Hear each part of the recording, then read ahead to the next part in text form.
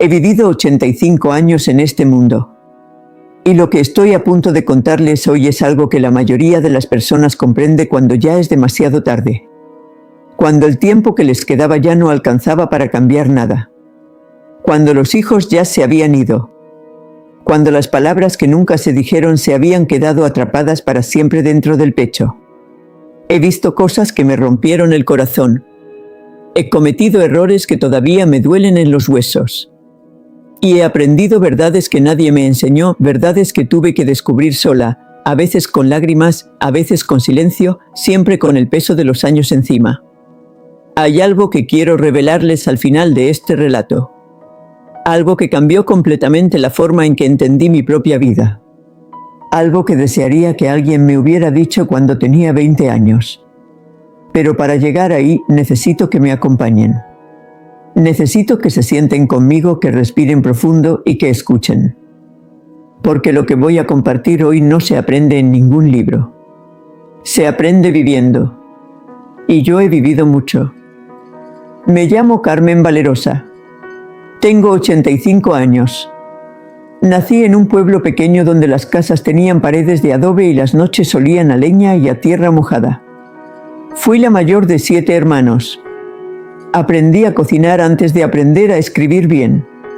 Vi a mi madre trabajar hasta que las manos se le pusieron ásperas como corteza de árbol. Vi a mi padre cargar un silencio tan pesado que nunca supimos bien qué había dentro. Crecí creyendo que el amor era algo que se demostraba trabajando, que el cariño era algo que se guardaba y no se decía, que la vida era dura y que eso no tenía remedio. Me equivocaba. En tantas cosas me equivocaba. Pero eso lo entendí después. Mucho después. Y ese después me costó décadas. Me costó relaciones que se perdieron, palabras que no llegaron a tiempo, momentos que no se repitieron jamás. Hoy quiero hablarles de todo eso. Hoy quiero ser para ustedes lo que nadie fue para mí cuando era joven. Antes de continuar, necesito preguntarles algo.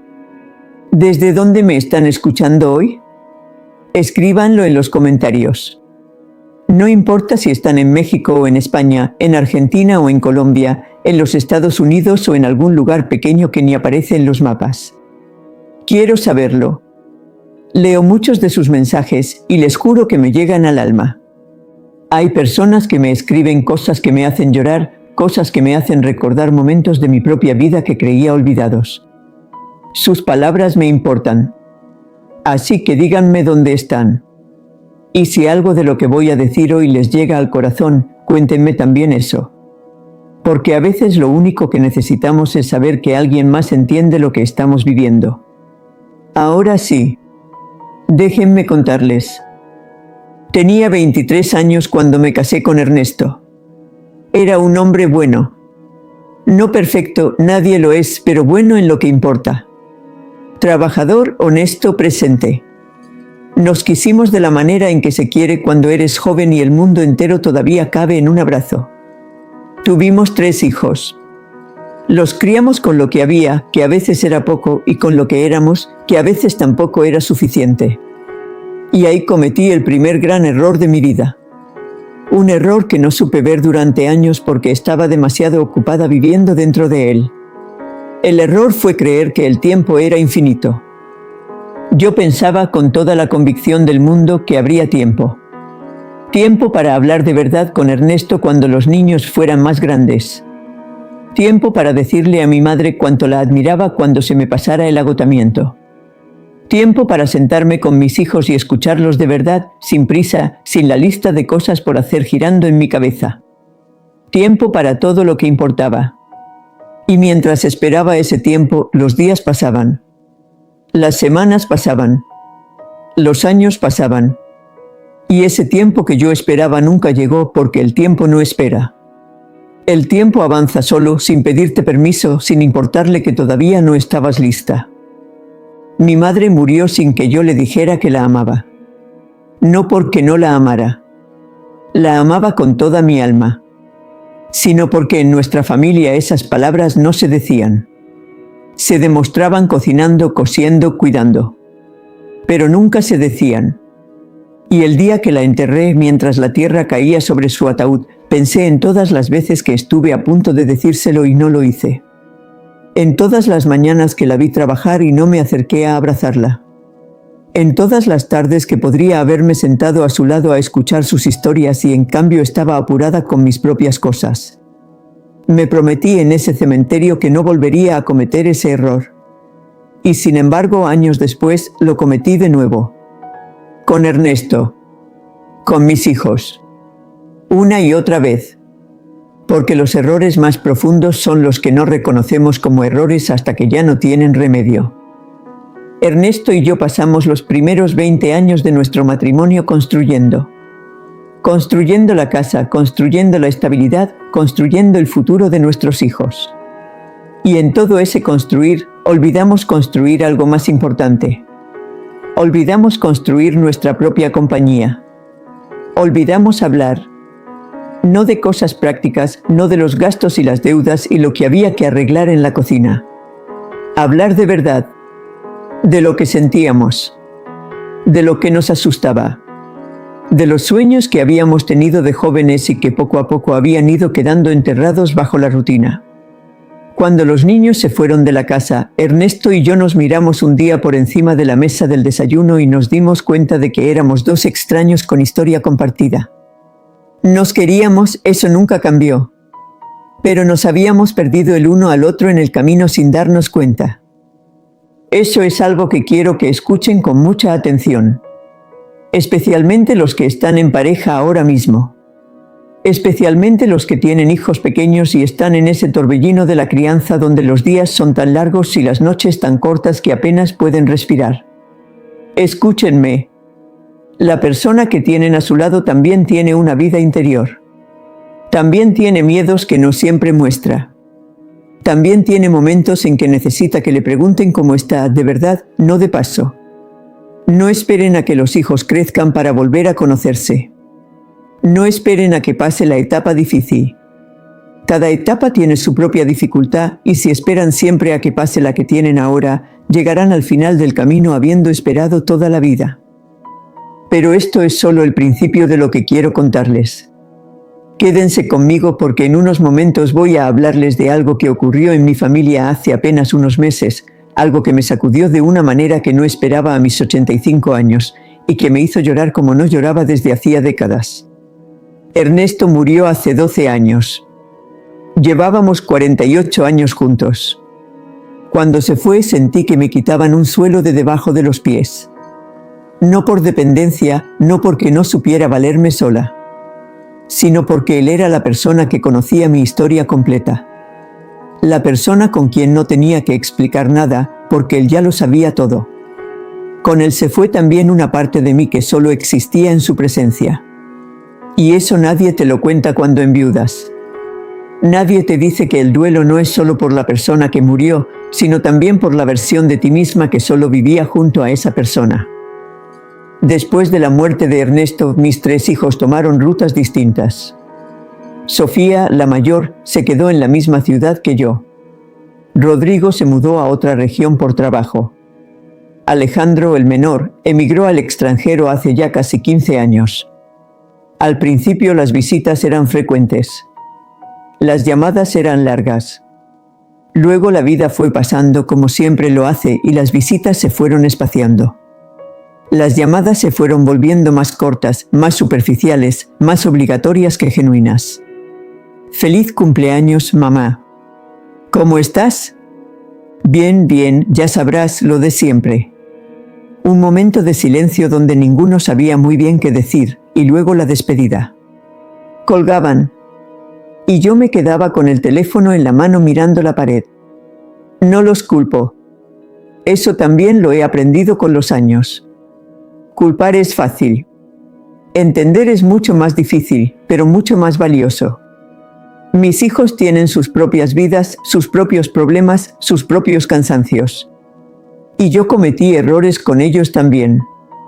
No supe siempre decirles que los amaba. No supe siempre escucharlos sin querer arreglar todo de inmediato. A veces fui demasiado dura. A veces fui demasiado orgullosa para pedir perdón. Las relaciones son siempre de dos y no existe el hijo ingrato sin haber existido también la madre que en algún momento no supo dar lo que el hijo necesitaba. No lo digo para excusarlos ni para excusarme. Lo digo porque la verdad siempre es más complicada que la versión simple que nos contamos a nosotros mismos. Pero hay algo que descubrí en este último año que cambió todo lo que creía entender. Y para llegar ahí necesito contarles algo que me ocurrió el año pasado. Me caí. Estas piernas que cargaron 85 años de historia simplemente cedieron una noche mientras caminaba por el pasillo de mi propia casa. Caí de lado. Sentí un dolor que no sé describir con palabras, un dolor que va más allá del dolor físico porque en ese instante también te das cuenta de tu vulnerabilidad de una manera que no tiene nada de abstracto. Estuve en el suelo casi 2 horas, gritando, llamando, sin que nadie viniera. Finalmente logré arrastrarme hasta donde estaba mi teléfono y llamé a Sofía, la hija que vive más cerca. Tardó 40 minutos en llegar. No porque estuviera lejos, sino porque estaba en una cena con unas amigas y necesitó tiempo para disculparse, para explicar, para despedirse. Me lo dijo ella misma después, sin parecer demasiado consciente de lo que eso significaba. En el hospital, mientras me revisaban y me decían que tenía fracturada la cadera, Sofía estuvo sentada a mi lado mirando su teléfono la mayor parte del tiempo. No lo digo con resentimiento. Lo digo como un hecho. Un hecho que me habló de algo más profundo que la cadera rota. Pasé semanas en ese hospital. Rodrigo vino una vez, un fin de semana. Alejandro llamó desde el extranjero 2 veces. Sofía venía a veces entre semana, pero siempre con prisa, siempre con la mirada puesta en la puerta antes de haberse sentado del todo. Y yo estaba ahí en esa cama de hospital, con el techo blanco encima y el sonido de los pasillos alrededor, y me encontré pensando cosas que nunca había pensado con tanta claridad. Pensé en qué había significado mi vida. Pensé en si había amado bien. Pensé en si había sido, en el fondo, la mujer que quería ser. Y en esa quietud dolorosa del hospital empecé a entender algo que se me había escapado durante décadas. Entendí que yo misma había construido esa distancia. No sola, nunca somos solos en estas cosas. Pero yo también había puesto ladrillos en ese muro.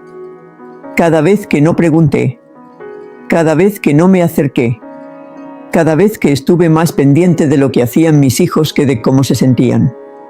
Cada vez que interpreté el amor como una obligación en lugar de como un regalo. Cuando me dieron el alta, ninguno de mis 3 hijos podía venir a buscarme ese día. Sofía tenía una cita que no podía mover. Rodrigo estaba demasiado lejos. Alejandro ni hablar. Me fui a casa en un taxi. Llegué a una casa vacía que olía a cerrado. Me senté en mi sillón favorito, el que está junto a la ventana donde entra la luz de la tarde, y me puse a mirar la calle. Y por primera vez en 85 años, sentí algo que no quiero que ninguno de ustedes sienta jamás. Sentí que mi vida había pasado de largo mientras yo miraba para otro lado. Pero escúchenme, porque aquí viene la parte que no esperaba. 3 semanas después de volver del hospital, sonó el timbre de mi puerta. Era una tarde de martes, un día sin nada especial. Fui a abrir con mis muletas y me encontré con una chica joven que no reconocí de inmediato. Tenía los ojos brillantes, un poco nerviosos. Detrás de ella había un niño pequeño de unos 6 años con una mochila de colores en la espalda. «Abuela», dijo la chica. «Soy Valentina, la hija de Rodrigo». Me quedé sin palabras. Tenía una nieta que apenas conocía. Rodrigo la había tenido de una relación anterior a su matrimonio actual y por razones complicadas que nunca entendí del todo, Valentina había crecido con su madre lejos. La había visto 2 o 3 veces en su vida. Y ahí estaba en la puerta de mi casa con ese niño de la mano. «¿Puedo pasar?», me preguntó. La hice pasar. Nos sentamos en la cocina. El niño, que se llamaba Nico, se quedó jugando en el piso con unos bloques que encontré en un cajón de cuando mis hijos eran pequeños. Y Valentina habló. Me habló durante casi 2 horas.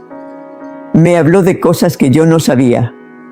Me habló de una conversación que había escuchado sin querer entre su padre y sus tíos, una conversación donde discutían qué hacer conmigo, con Carmen, con la abuela. Me habló de comentarios que se hacían en voz baja sobre lo complicado que iba a ser cuando yo ya no pudiera valerme sola. Me habló de la sensación que ella tenía desde niña de que en esa familia el amor se administraba, se racionaba, se calculaba. Y me habló de por qué había venido. Vine porque cuando nació Nico entendí algo que antes no entendía.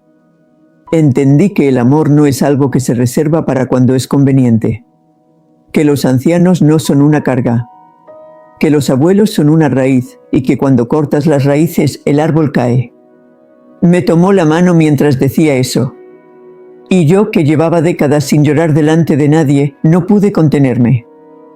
Valentina empezó a venir. Primero una vez a la semana.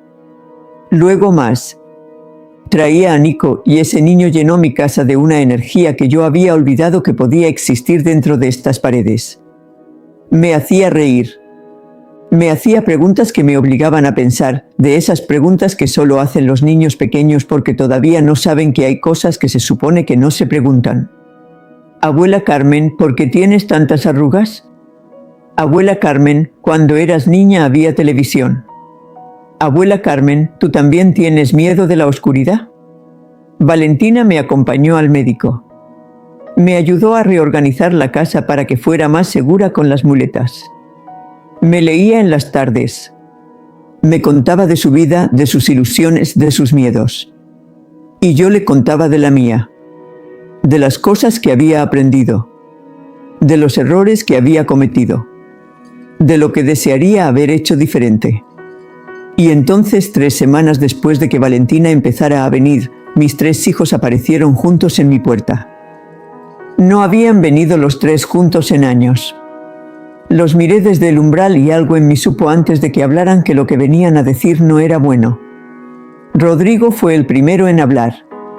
Mamá, sabemos que Valentina ha estado viniendo a verte.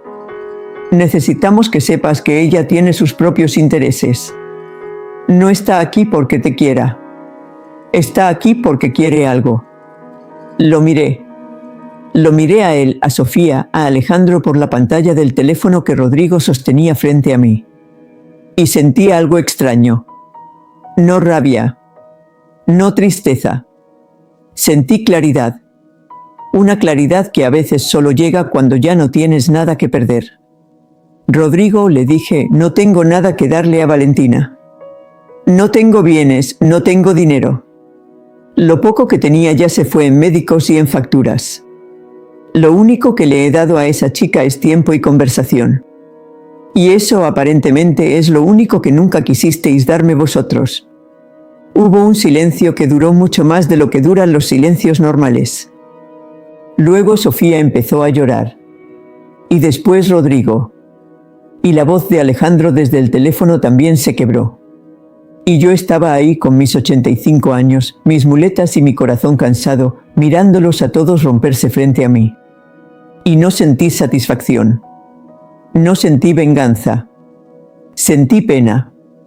Pena por ellos que habían pasado tanto tiempo administrando el amor que se habían olvidado de simplemente darlo. Y sentí también, de alguna manera que no sé explicar bien, una especie de gratitud. Porque ese momento, aunque doloroso, era real. Y hacía mucho tiempo que en nuestra familia nada había sido tan real como eso. Quiero pausar aquí un momento para decirles algo importante. Algo que aprendí de todo esto y que va mucho más allá de mi historia personal. Quédense conmigo porque lo que viene después es lo que más me importa que escuchen hoy. Una de las cosas más crueles que nos hace el tiempo es que nos hace sentir que todavía tenemos mucho de él. Cuando somos jóvenes, el futuro parece infinito. Parece que siempre habrá una oportunidad más para hacer lo que no hicimos, para decir lo que no dijimos, para arreglar lo que dejamos roto. Y esa sensación de abundancia de tiempo es, paradójicamente, lo que nos lleva a desperdiciarlo. Porque lo que sientes que tienes en abundancia no lo cuidas. No lo valoras. No lo usas bien. Yo desperdicié tiempo. Lo desperdicié esperando el momento adecuado para tener ciertas conversaciones. Lo desperdicié dejando que el orgullo ganara batallas que en realidad no importaban. Lo desperdicié siendo demasiado eficiente y demasiado poco presente.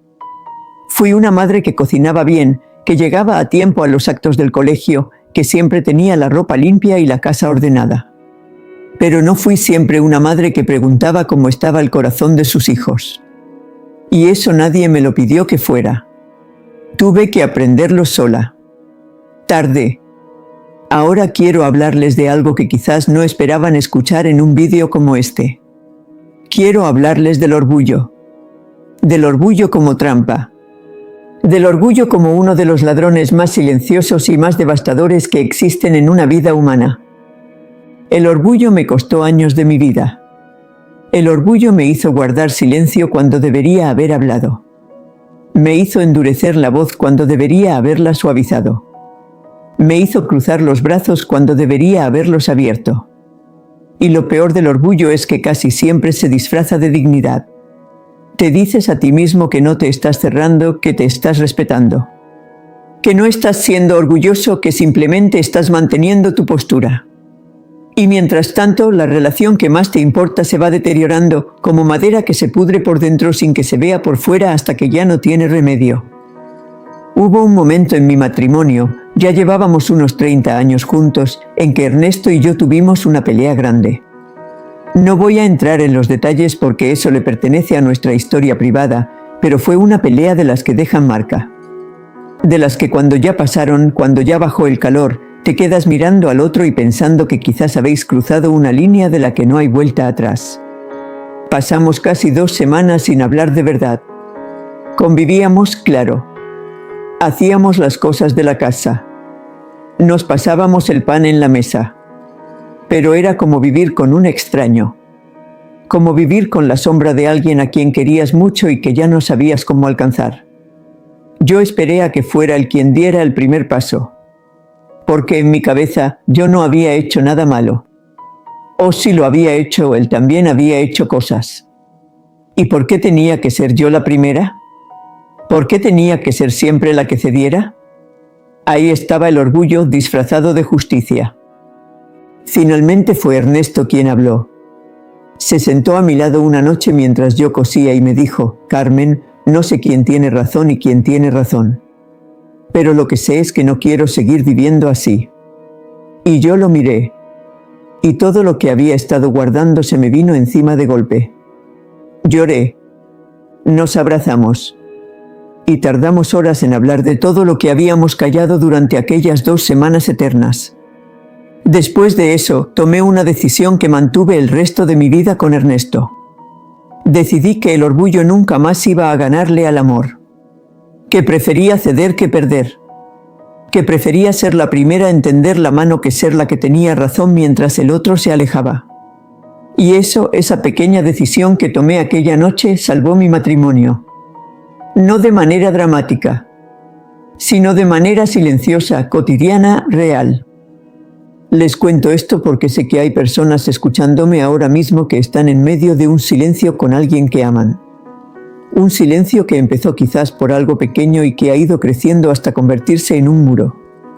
Y están esperando que sea el otro quien hable primero. Esperando tener razón. Esperando que el tiempo lo arregle solo. Y el tiempo no lo va a arreglar. El tiempo solo hace que los muros se vuelvan más gruesos. Si hay alguien en su vida con quien llevan demasiado tiempo sin hablar de verdad, llamen. Vayan. Digan lo que tengan que decir. No esperen más.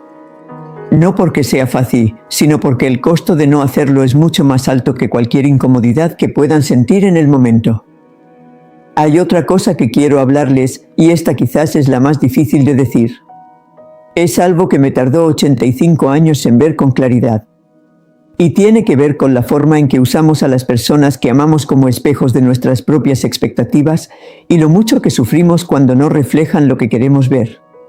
Mis hijos no son los hijos que yo imaginé cuando los tuve.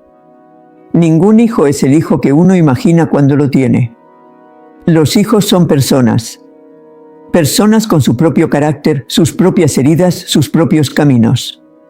Y yo cometí el error durante muchos años de querer que fueran de una manera determinada. Quería que Sofía fuera más abierta. Quería que Rodrigo fuera más afectuoso. Quería que Alejandro no se hubiera ido tan lejos. Y cada vez que no eran lo que yo quería que fueran, lo vivía como una decepción, como un fracaso, como algo que indicaba que algo había salido mal. Pero resulta que no salió nada mal. Resultó que Sofía, a su manera contenida, me amaba. Que Rodrigo, detrás de su distancia, cargaba con cosas que yo nunca llegué a ver del todo. Que Alejandro, desde el otro lado del mundo, pensaba en mí más de lo que yo suponía. Lo que pasó es que ninguno de ellos supo darme amor de la manera en que yo lo necesitaba, porque yo tampoco les había enseñado cómo lo necesitaba. Esperaba que lo supieran. Esperaba que lo intuyeran. Y cuando no lo hacían, los culpaba. Eso es algo que quiero que se lleven de esta conversación. Si hay algo que necesitan de las personas que quieren, díganlo. No esperen que lo adivinen. No esperen que lo vean solos. El amor no es telepatía. El amor es comunicación. Es decir, te quiero y también necesito que me llames más seguido. Es decir, me importas y también me duele cuando cancelas los planes sin avisar. Es ser tan honesto con lo que necesitas como lo eres con lo que das. Quédense un momento más conmigo porque hay algo que quiero revelarles que conecta todo lo que he dicho hasta ahora y que es quizás lo más importante de todo. Semanas después de la visita de mis hijos a mi puerta, las cosas empezaron a cambiar. No de golpe, no de manera perfecta, sino de esa manera lenta y real en que cambian las cosas cuando el cambio viene del corazón y no del miedo. Sofía empezó a venir más. No todos los días, pero más. Y cuando venía, apagaba el teléfono. Lo apagaba y lo metía en el bolso y me miraba y me preguntaba cómo estaba. De verdad, sin prisa. Rodrigo llamaba más seguido. Alejandro me mandó una carta escrita a mano, algo que no había hecho desde que era niño, contándome cosas de su vida que nunca me había contado. Cosas sobre sus miedos. Sobre lo mucho que echaba de menos el olor de mi cocina. Sobre una fotografía mía que tiene encima del escritorio de su trabajo desde hace años. Esa carta la guardo en el cajón de la mesilla de noche. La he leído tantas veces que ya me sé de memoria cada palabra. Y Valentina sigue viniendo. Con Nico. Con su energía, con sus preguntas, con esa manera que tiene de sentarse a mi lado en el sofá como si tuviera todo el tiempo del mundo. Porque para ella, yo no soy una carga. Para ella, soy una fuente. Una fuente de historia, de perspectiva, de esas cosas que no se aprenden en ningún otro lado. Y lo que entendí de todo esto, lo que entendí después de 85 años y de todo lo que me tocó vivir, es algo que parece sencillo pero que no lo es. Es esto, el amor no se merece. El amor se elige. Cada día, en cada momento pequeño, se elige. Se elige cuando llamas aunque estés cansado. Se elige cuando te quedas aunque prefieras irte. Se elige cuando preguntas aunque no tengas ganas de escuchar. Se elige cuando te tragas el orgullo y dices, me equivoqué. Se elige cuando te acercas aunque tengas miedo de que te rechacen. Yo no amé siempre bien. Cometí errores que ojalá pudiera deshacer. Hubo momentos en que el cansancio me ganó. Momentos en que el orgullo me venció. Momentos en que estuve tan perdida en mis propias preocupaciones que no vi el dolor de las personas que tenía al lado. Y si pudiera volver atrás y hablarle a la Carmen de 20 años, de 30, de 40, le diría esto: no esperes. No esperes que el momento sea perfecto. No esperes que las palabras te salgan bien. No esperes que el otro dé el primer paso. No esperes que la vida te dé más tiempo, porque la vida no te pide permiso para irse. Pero también le diría algo más. Algo que aprendí en el hospital, mirando ese techo blanco durante semanas. Le diría que incluso si llegas tarde, incluso si ya cometiste los errores, incluso si ya se fue el tiempo que creías que tenías, todavía hay algo que puedes hacer. Todavía puedes tender la mano. Todavía puedes decir lo que no dijiste. Todavía puedes crear un nuevo comienzo con lo que queda. Porque la vida, incluso cuando ya tiene 85 años y una cadera rota, todavía puede sorprenderte. Todavía puede presentarte a una nieta con los ojos brillantes parada en tu puerta un martes por la tarde. Todavía puede hacer que un hijo de 70 años llore frente a ti y te pida perdón.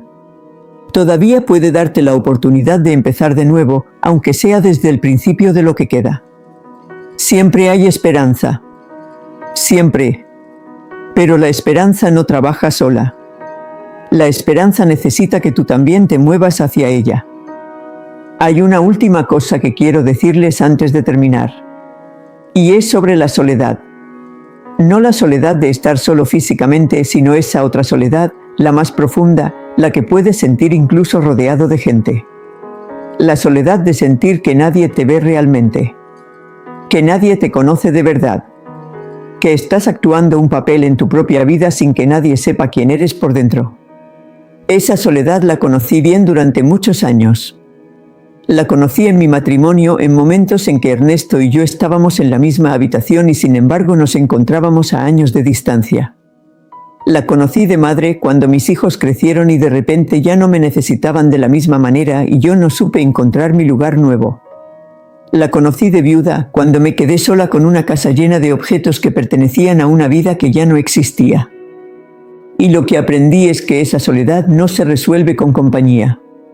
Se resuelve con conexión. Y la conexión no ocurre sola. La conexión requiere que te atrevas a mostrarte. Requiere que bajes la guardia.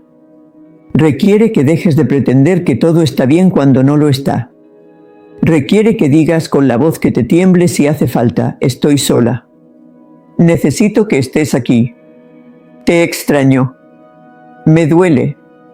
Yo tardé 85 años en aprender a decir esas cosas sin sentir vergüenza.